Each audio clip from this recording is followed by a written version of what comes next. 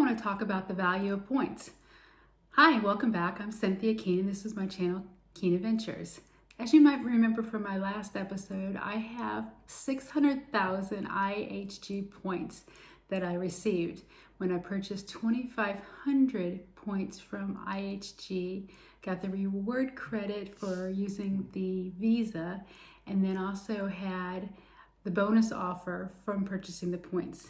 So I now have a total of 600,000 points. I did do some math on this, and the value per point based on what I paid for the points, the 2,500 that I paid specifically, and that includes all the points, including the bonus points that I got, came back at a value of 0.004167. So that's the value per point that I have right now. That can fluctuate depending on how much you purchased the points for, what your bonus offer was, and things of that nature. But I want to discuss this with you today because it's important to know the value of your points.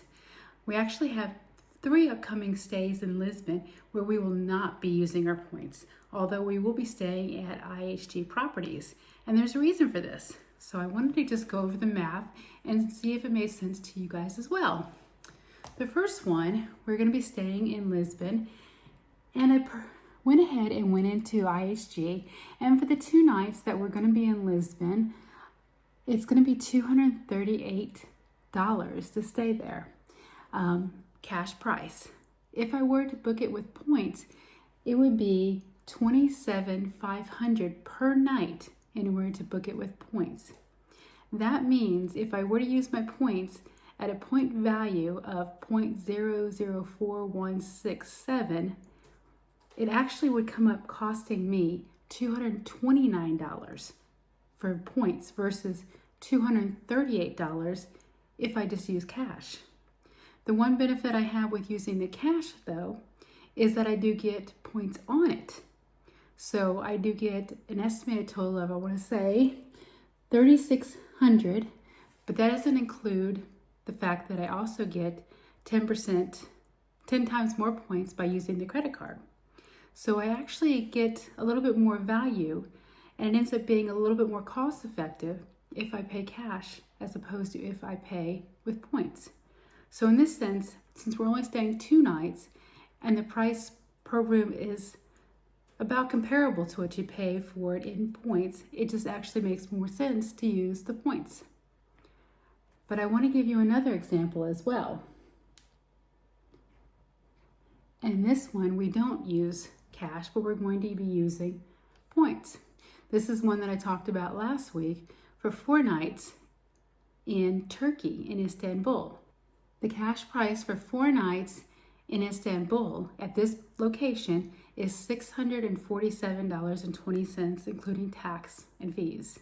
However, if I pay with points, it's significantly less. The price per night for points is $18,750 for 4 nights at that price.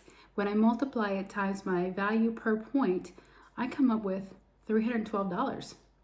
That is $300 less than the cash price. There's no way that my added points bonus could ever bridge that gap. So for that 4 nights, it makes sense to use points as opposed to paying with cash. I also like the fact that since this is farther out and we're not looking to go to Istanbul until February, that if I book it with points, it's fully refundable in points, and I don't have to worry about losing any money or making sure that I show up there. So I'd recommend you know the value of your points.